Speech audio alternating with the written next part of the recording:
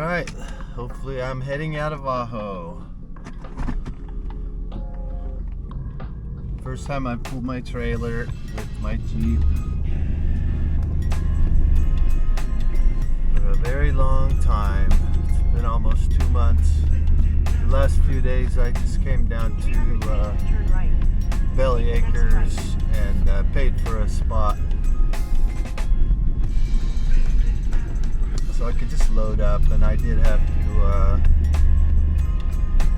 just take my car back to the garage just for little glitches towards the end. I'm feeling fairly confident about it. I took it on a very long test drive yesterday. I put 30 miles on it, and at higher speeds up to 65 miles an hour. And it did alright. It's running cool. Got some miles to make today. I'm going to go through Gila. I'm going north out of town here, and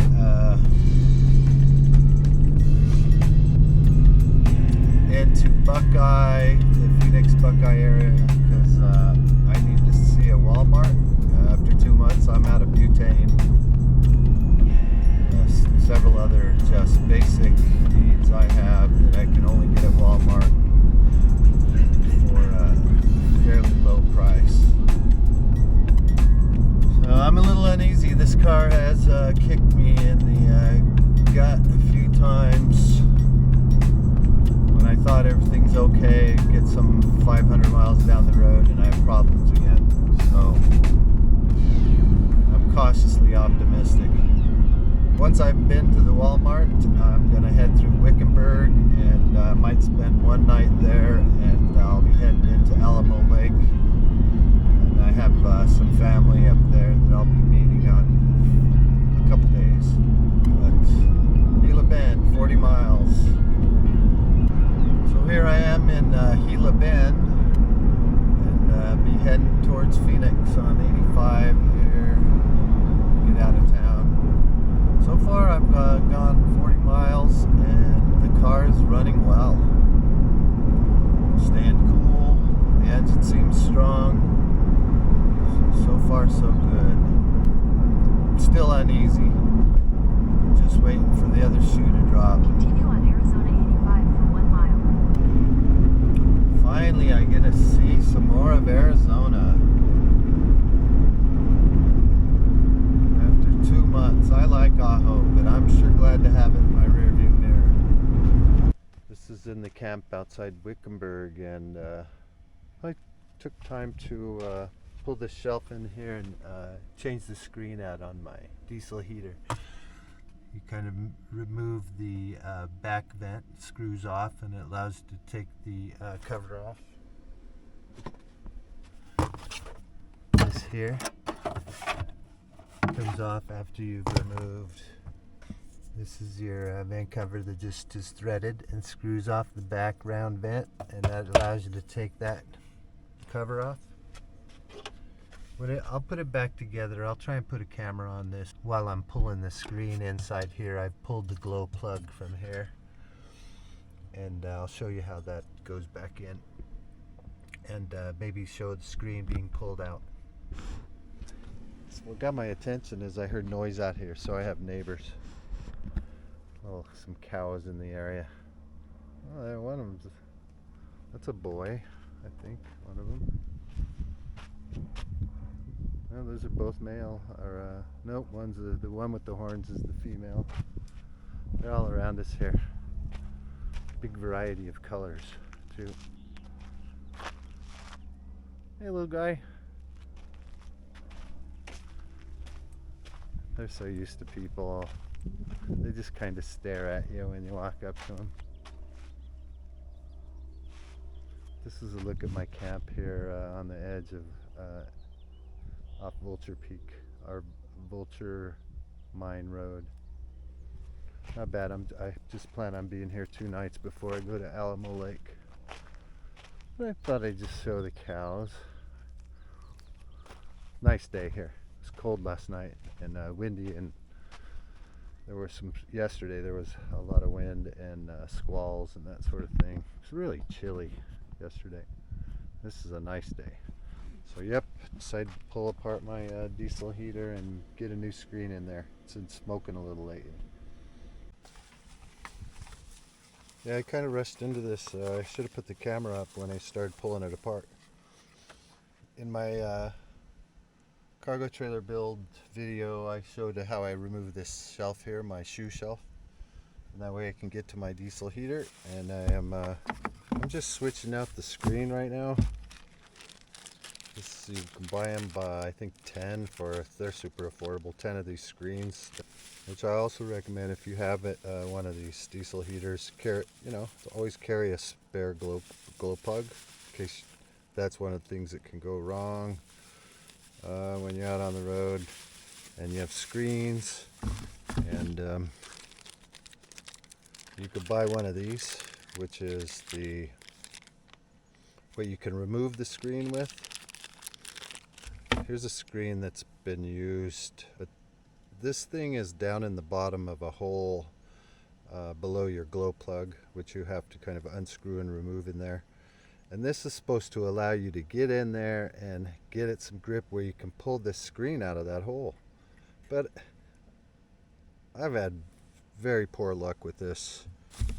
It keeps slipping out and won't pull the screen, especially after it's probably gunked and kind of sticking to the sides a little in there. So I found a screw that was big enough to just get some bite inside that thing. And this is just a screw I found laying around home. Probably be better have something bigger, longer to even get a better grip on it, pulling it out of there. I'll probably put it down in there and then take a needle nose pliers and pull my screen out that way. Often you have to do a little twist like that. So that's what I'm going to do. I'm going to try and pull this screen out here right now. I also carry various other spare parts. What have I got in here? Hopefully I'm getting the right angle on this. But when you're putting your diesel heater together, it comes with all kinds of clamps, and it's nice to have sections of the hose and stuff like that, the hoses and lines, just extra sections of those. You never know when you have to replace them. Here's a spare filter, inline filter for the diesel fuel coming out of your tank. And I also have a couple, well, because I've owned more of these, but I have a spare pump, fuel pump. They're only about that long and that big around. So it's good to, if you travel around and use these quite a bit, it's good to have some backup parts. So lighting's really poor in here. It's camera's coming from a sunny area, trying to look into that dark area in there. And I'll see if putting some light on it helps in here. And me trying to be a contortionist and get down in there and change this screen out. So here's my screw. Has a bolt head on it. Like I said, it was just a screw I had laying around, so probably could do better than that if you went into a hardware store with one of those screws and find the ideal thing. Here's where your glow plug comes out of. It goes in like this, down into that screen. It heats that screen up, and then fuel's injected in there, and when that fuel is pushed through with your pump, it ends up in the heating chamber here, and being pushed through that really fine screen helps, along with the heat, atomize your fuel so it's combustible inside the heat chamber. So this glow plug is plugged in to the bottom of this cap here, which you do have to have an Allen wrench, a bolt that comes out right here, to lift this plate in order to just get your hands on this clip here and just get it out of the way. To get this glow plug out needs this special, I think it may come with them. I don't know if you actually have to buy these separate, but it's in order to get it out of this hole, to get a grip on that hexagon head on it, it has to have a groove in it in order to fit around these wires and unscrew it out. I have needle nose pliers, and I could tell I've now centered it into the screen.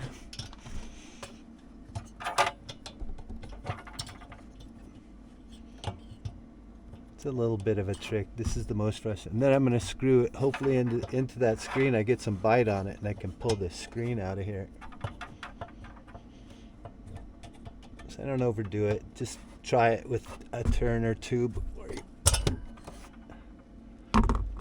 And see, that did not do it. I had a longer, narrower needle nose pliers, so I think it'd make it a little easier. And that other needle nose I noticed had some glue or something on it, or something that could flake off. Something I used it in the past that got something on the needle nose pliers, and I thought I don't want to risk any debris falling down into this hole. So a nice clean needle nose pliers.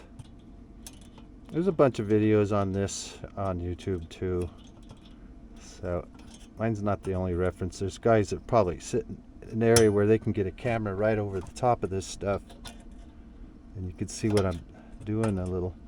That's how I learned to do this, and I wouldn't be intimidated. It's not that hard, but a little, you know, it gets easier as you do it.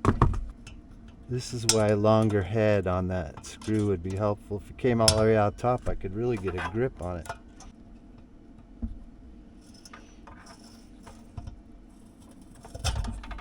There we go. See that screen I just pulled out? Looks pretty toasty. Here's the new screen. This I'll go ahead and use. There's a little kit that you on Amazon you buy it, the screen remover. It's a plastic thing. I don't know, they're overpriced. Maybe it's easier on bigger ones, but I think this is fine for getting the screen back in there. I do have the screen in. I don't know if you can see down there with the headlamp, but you might be able to see right there. There's a hole, and the screen slipped down in it. Here's my glow plug, and I will be sitting it down in there where the screen goes.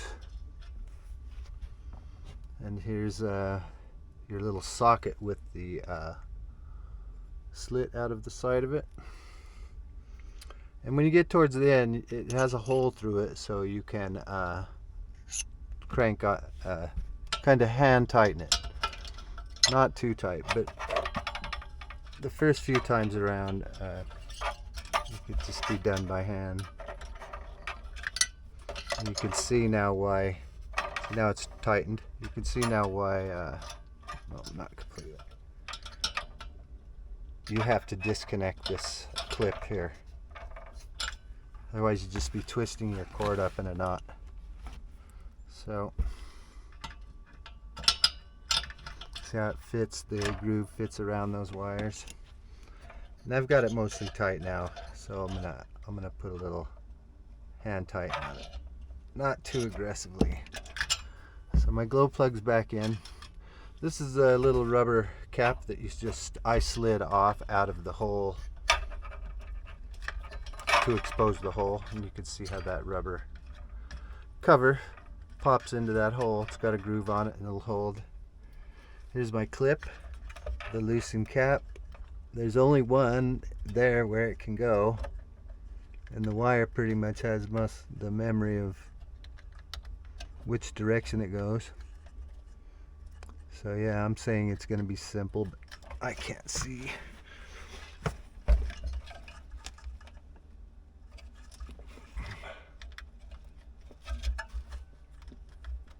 There it goes. And see, it has a little, I don't know if you can see it, but there's a little clip on the side you have to press in on in order for it to release. It's locked in. So then this little cover will slip right back on, and See how that popped down? There's a couple clips here too where you have to press in order to release it to come off. But when you put it back on, it's just going to click down there in place. There's a little set screw that you need an Allen wrench for. That's almost tight. Let's see, this is it's a 3.5 Allen wrench.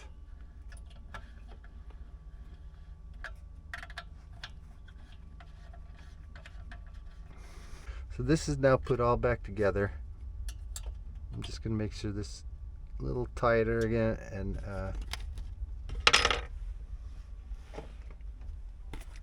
then you have your cover. And it kind of slips under the front edge, I think, like that. So you can see I have the top cover on. Here's the back screw plate in the back. It's threaded, and it'll go on the back here. And you thread that on, and that's going to hold that top plate on. That has to be removed in order to slip this off. So I got that part. It's pretty much put back together. And an added thing, I haven't seen other people do this, but since I just do so many dirt roads, I thought I'd take an extra measure, you know, of keeping this thing from bouncing around on dirt roads. See how it wiggles actually? Even with the 4 bolts set into the floor on the plate that holds this thing, I put a piece of rubber on there and then took some, I forget what you call this stuff. It holds pipes on at different levels. You can see it has a lot of different holes to put screws through. You'll see them in construction to hold pipes and tubes and stuff like that. So I just put that over the whole top of the whole thing, and that thing doesn't have any wiggle to it now. So that's that. I guess maybe I could show you how I put my trailer back together. Here's a piece of paneling that becomes my wall between the diesel heater there and where I put totes. I didn't want totes also sliding into that compartment while going down dirt roads. And then this, it's popped in. Put it back together. Helps to be skinny, and if you paint a lot, you get used to contorting your body. It's just another piece of that Luan, or see, this one's actually the birch. I think that the stuff I made my trim out of. All just extra wood I had laying around from doing the job. You can see I had to put a lot of little shapes in it. I put a cutout in the corner so my cords could go through. It slips in there.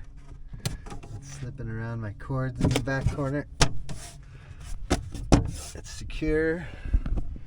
And then here's my set screw for just holding that shelf completely in place. So that is replacing the screen in your diesel heater. And I'll even fire it up right now. And we're going to turn this thing on, and hopefully it runs right, and it should just start up with no smoke. But this does take about a minute. It's heating. There's a symbol for the glow plug. It heats that glow plug up inside there, and it's heating that chamber up where the screen is under it hot enough so when it starts pumping that fuel in there in very little micro bursts, that pump, that's when you hear that metronome sound in the background when the pump kicks on. It's a very micro amount of fuel that it's pumping through there. See, now you can hear my pump back there. It's that oblong thing at an angle on the wall. You can hear it ticking away.